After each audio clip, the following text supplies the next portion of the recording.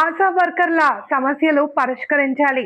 మేడ్చల్ జిల్లా ఘట్ కేసర్లో బీఆర్టీయూ ఆధ్వర్యంలో చర్చా కార్యక్రమం.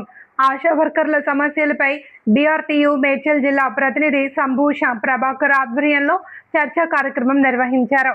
ఈ కార్యక్రమానికి రాష్ట్ర అధ్యక్షుడు రాంబాబు యాదవ్, ఆశా వర్కర్లు రాష్ట్ర అధ్యక్షురాలు సంతోషి హాజరయ్యారు. ఈ సందర్భంగా ఆశా వర్కర్లపై పెరుగుతున్న పని భారాన్ని తగ్గించాలి అని, వారిని శాశ్వత ఉద్యోగులుగా గుర్తించి పర్మనెంట్ చేయాలి అని డిమాండ్ చేశారు. ఫిక్స్డ్ సాలరీ అమలు చేయాలి అని, జాబ్ చార్ట్ ప్రకారమే విధులు నిర్వహించేలా చర్యలు తీసుకోవాలి అని కోరారు. ఈ కార్యక్రమంలో పలువురు ఆశా వర్కర్లు పాల్గొన్నారు.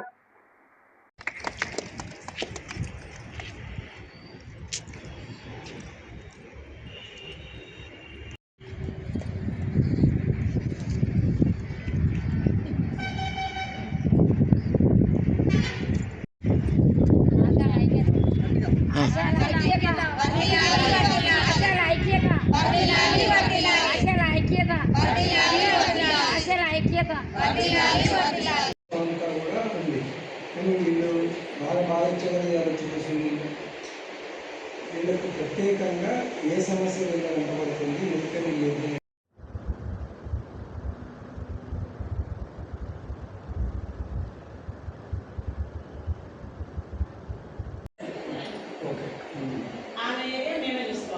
అంటే ఇప్పుడు 7 రూపాయలు 6 చూడాలి. అట్లా బాగాలేదని చెప్పేసి ఇంకొక వాళ్ళ కూతురు పెళ్లి డెలివరీ అయిందని చెప్పేసి సెలవు పెట్టుకుంది. దాన్ని పెద్దగా ఎన్సీవీ ప్రోగ్రామ్ వచ్చింది కదా, దానివల్ల పెద్దగా ఎక్కువ ఏమైందంటే ఆమె మానేసింది. ఇద్దరు ఐదుగురు ఆ ఇద్దరు మానేసిన ప్లేస్లలో మేము చేయాలనుకుంటున్నాం.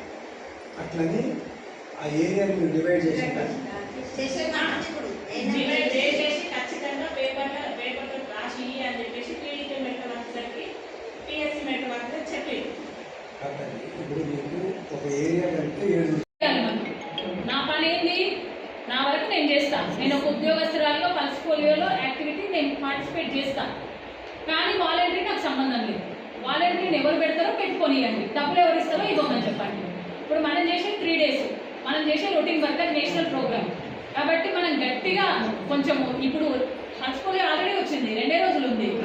ఆపదామన్నా మనం ఆపలేని పరిస్థితి. అది ఏ ప్రోగ్రామ్ అయినా గుర్తుపెట్టుకోండి. ఇక మీదట మీరు మళ్ళీ చెప్పాల్సిన అవసరం లేదు. మన వరకు మనం పార్టిసిపేట్ చేద్దాం. కొంచెం గట్టిగా అందరము ఐకమత్యంగా ఇప్పుడు అన్న ప్రోగ్రామ్ అంటున్నారు కదా, ఆ ప్రోగ్రామ్ వచ్చినప్పుడు మనం ఒకసారి మాట్లాడదాం.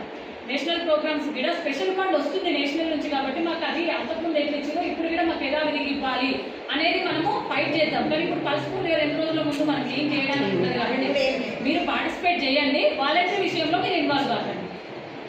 అర్థమైందా? అది ఏ ప్రోగ్రామ్ అయినా కానీ ఇక మీదట వాలంటరీల విషయంలో మీరు ఇన్వాల్వ్ కాకండి. ఎందుకంటే మనం ఇవ్వాల్సి వస్తుంది డబ్బులు కాబట్టి మీరు ఇన్వాల్వ్ కాకండి. మీ వరకు మీరు చేయండి. ఇప్పుడు ఇంకొకటి